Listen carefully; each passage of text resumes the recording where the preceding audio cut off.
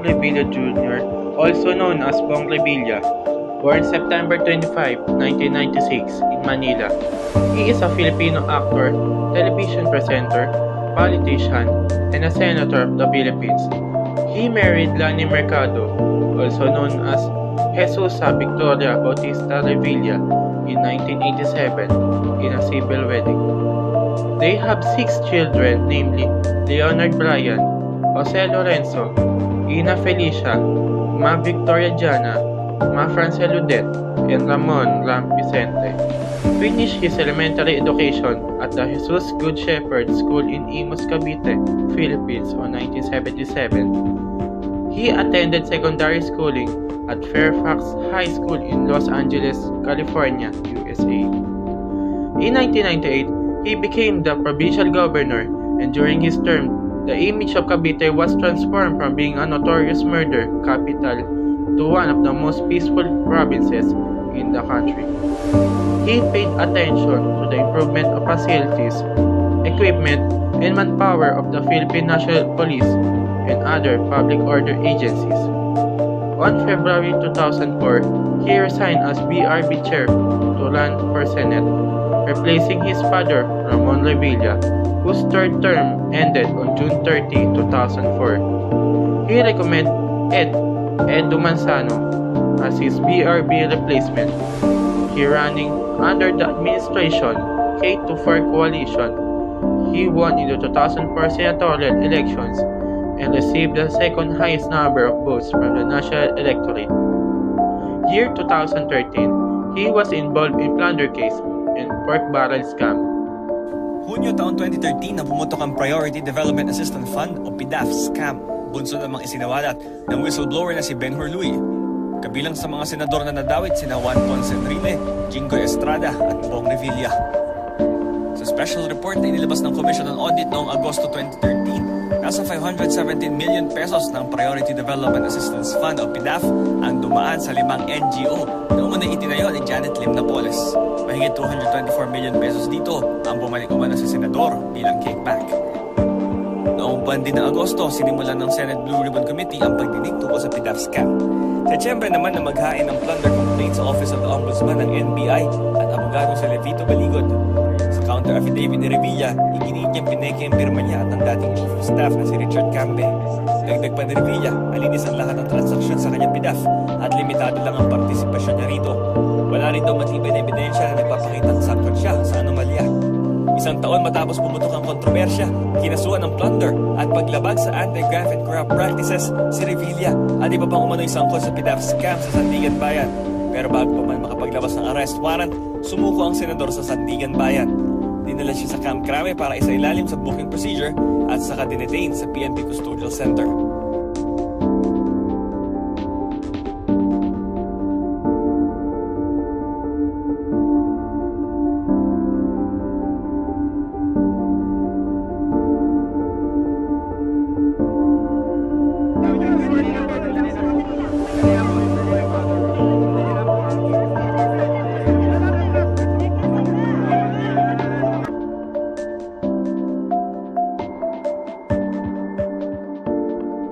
Born in 1963, Attorney Lorenzo Erin Tañada III is the eldest of 4 children of Senator Wigberto Bapi Tañada and Seni Tañada, a native of Bulacan. He received an early education on activism during the martial law years, both from his father and his late grandfather, the great Senator Lorenzo M. Tañada, who were staunch oppositionists then. Erin was the representative of the 4th District of Quezon in the Philippine Congress, of which he was Deputy Speaker. He served from 2004 up to 2013. As a political science student at the Ateneo de Manila, he served as the President of the National Union of Students of the Philippines. By that time, he was already active in his advocacy of protecting the rights of the marginalized. When he entered law school, he volunteered at the Paralegal Training Services Center, giving legal education to workers and peasants.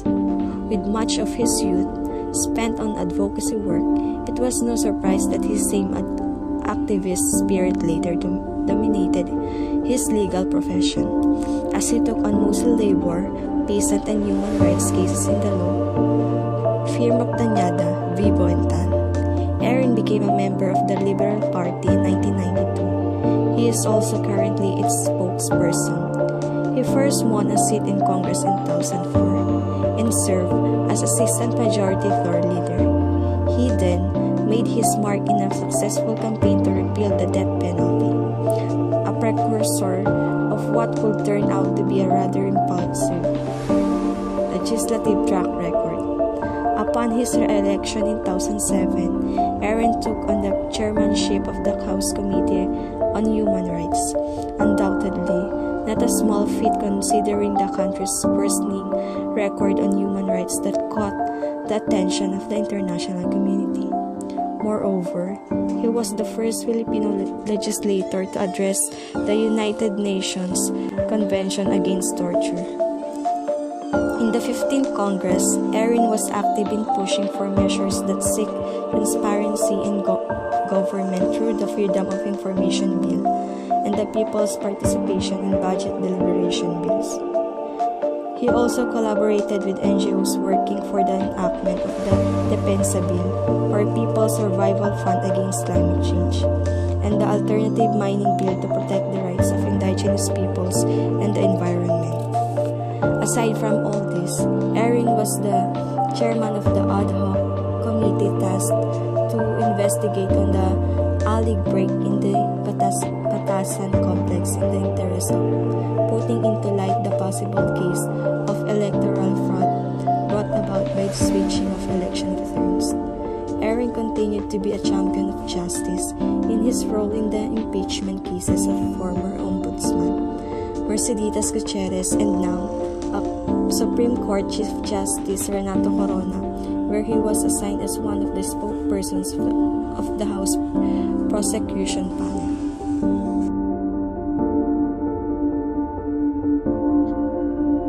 Neri Javier Colmenares, born December 4, 1959, is a human rights lawyer and activist. He was an associate of the Asian Law Center at Melbourne Law School. When he was completing his PhD in law, the writ of amparo in the International Criminal Court. He also lectured at the University of Melbourne on the International Human Rights Law, the Rome Statute of the International Criminal Court. In the past 9 years that he served in the lower house of Congress as Bayan Muna representative, he had helped draft and authored the Anti-Torture Law, the Anti-Enforced Disappearance Act, the Whistleblower Bill, the Freedom of Information Act. He was also one of those who fought hard for the final approval of the Martial Law Human Rights Victims Reparation and Recognition Act, which took years in the making. Whereas, Neri Colmenares is not only an indefatigable lawmaker and worker, but he also has impressive credentials and indubitable achievements early in his life. Also, he is the holder of the Bachelor of Arts degree in Economics from San Beda College and the Bachelor of Laws in the University of the Philippines. On the other hand, Neri Colmenares has filed his certificate of candidacy on the May 2019 elections, his second bid at a seat in Upper Chamber of Congress. He was accompanied by supporters from the Bayan Muna party list, as well as other former and the current lawmakers from the Macbayan bloc of the House of Representatives. His platform reportedly will focus on raising the wages of workers, removal of the excise tax, ban on contractualization, and the abolition of the value-added tax on electricity, water, and petroleum. The labor and rights groups aligned with the Macbayan bloc as well as other administration critics were among the first to hail decision to run to Senate anew. In conclusion, Colmenares is counting on social media to help his campaign, but the memes against left are not lost to him. And so, Colmenares, once a loser in the Senate races, Cayetano stands tall as a champion of women's rights and staunch advocate of health. youngest woman elected in the history of the Philippine Senate. She continues to prove that there is no limit to what Filipino women can achieve. Armed with the training of a lawyer, discipline of an athlete, and heart of a mother, Senator Pia excelled in her first term as legislator and was re-elected to a second term in 2010. In her 10 years of public service, she has pushed for the passage of several measures benefiting women, children, and elderly, while also working to improve public health and social services for the poor and marginalized. Most recently, Senator Pia worked for the passage of 3 landmark laws. She sponsored the Reproductive Health Law, Syntax Reform Act, and Graphic Health Warning Act. Her growing list of legislative accomplishments includes the act amending the National Health Insurance Act, Foster Care Act, Mandatory Infants and Children Health Immunization Act, Expanded Breastfeeding Promotion Act, Senior Citizens Act, Food and Drugs Administration Act, Magna Carta of Women, Universally Accessible, Cheaper, and Quality Medicines Act, National Anti-Rabies Act, and the Environmental Awareness and Education Act, among others. As an international parliamentarian, Senator Pia was the first Filipina and Asian in the history of the Inter-Parliamentary Union to be elected president of the Committee of Women Parliamentarians, a position she held from 2008 to 2010.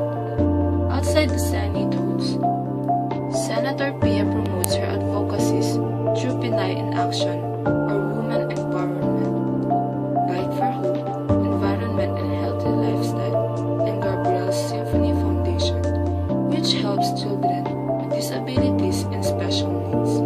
She actively joins local and international marathons, duathlons, triathlons, and Ironman competitions. A mother, triathlete, entrepreneur, and public servant, Pia is driven by the same passion that has made her among the country's most accomplished leaders. The daughter of the late Senator Compañero, Cayetano, has come into her own, making her mark as the Senate's Pinay in Action.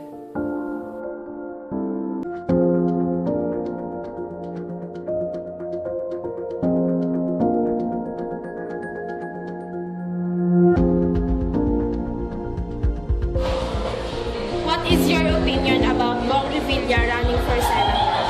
Sa akin, medyo joke time yun dati. Kasi knowing naman na Bong Revilla has been under plunder cases. Parang, well, di ko alam pero para sa akin, joke time. Sana sa iba din ganon. Kasi knowing na yung tumatakbong senator natin has unemployment plunder case, tapos iboboto natin siya. What tips can you give to the voters for the incoming senatorial election? Para sa akin, sana bumoto ng magaling talaga. Yung alam niyong may alam talaga pagdating sa pagiging senador. Kasi base sa mga nakikita ko ngayon, ang binoboto lang natin kung sino sikat, kung sino yung madalas natin makita sa TV. And sana hindi maging ganon. Sana yung basehan natin dun sa pagboto natin ng senador is yung kung sino nakikita natin nag-excel pagdating sa senatorial debates and everything else. Thank you po. What is your opinion about Bong Revilla running for senator?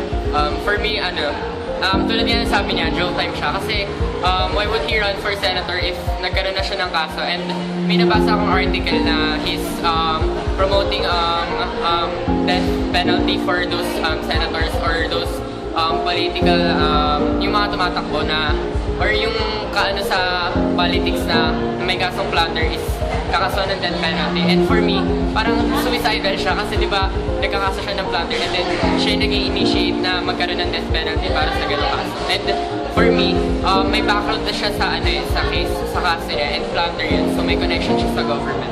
Why would we still vote for him and why would still he run kung may ganun na siyang background and saan yan kinukuha yung ganun lakas ng loob para gawin ulit yun at tumakbo siya ulit. What tips can you give to the voters for the incoming senatorial election? Yung tips siguro na may bibigay ko is be thoughtful, be mindful sa lahat na nangyayari sa atin. Kasi especially tayong youth, we are very empowered na nasa atin yung kinabukasan. Siyempre, marami tayo and we are more capable of doing more things kasi hindi pa tayo tapos mag-aral. Some of us are starting to work and discover things, and syempre dapat hindi tayo maniwala agad-agad sa mga sinasabi nila kasi nga maraming namomolitika lang na politika, hindi talaga sila totoo sa mga sinasabi nila. If alam natin na hindi na agad totoo, then we should not trust them kasi if the whole electoral process pa lang hindi na sila nagsasabi ng totoo or naglalay na agad sila, what could we expect from them na senators pa yung tinatakbo nila? And di ba sa Senate, they create laws, so they have to be knowledgeable of the laws at sa mga laws natin. Thank you. What is your opinion about Bong Revilla running for senatorial election? For once, dapat din na siya tumakbo. Madiligid kayo sa nangyayari. Kasi nakakarating yung nangyari doon sa brother case niya.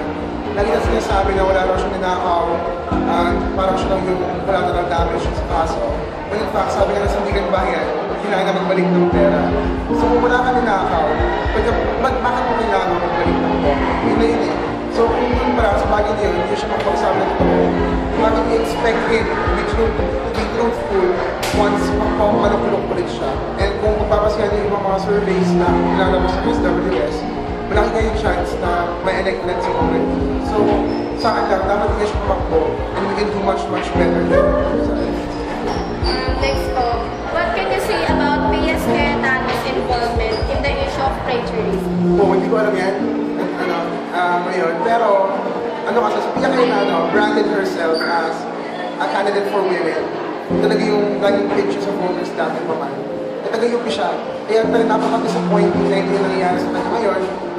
Dati kasi, nung tumatakbo si Duterte for president, yung interview nun, kay Pia Cayetano, sabi niya, di ba si Digong hihilig mag-joke sa mga babae, mga sinusuot, sabi pa naman ni Pia Cayetano, na candidate for women, sabi niya ay, don't be such a mana, don't be sensitive, let boys be boys.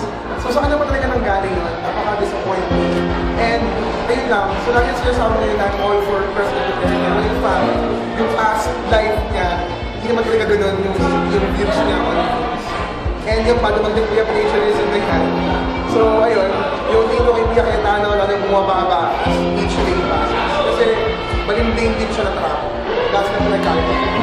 Unfortunately. What tips can you give to the voters for the incoming senatorial election? Magiging direct na ako pa, vote for the opposition candidates. Hindi ko masasabi na kanila yung otro. Basta piliin yung mga taong hindi naging tula, hindi naging puppet. Kasi napapansin ko ngayon sa Senado, sa Kongreso, actually, lahat ng sabihin dito na yung sinusunod na lang nila. When in fact, ang role ng Kongreso sa Konstitusyon is to provide a check sa executive branch. You're not being a check kung lahat ng sinasabi ng Pangulo sinusunod mo lang. Kailangan meron ka rin paninigigan. Hindi yung kumari, may manadong Pangulo, iba yung partido, lahat yun yung ipan. Napakapakit na example na rin. So sana yung piliin natin na may mga grupo, hindi ko lang Grace Bong na...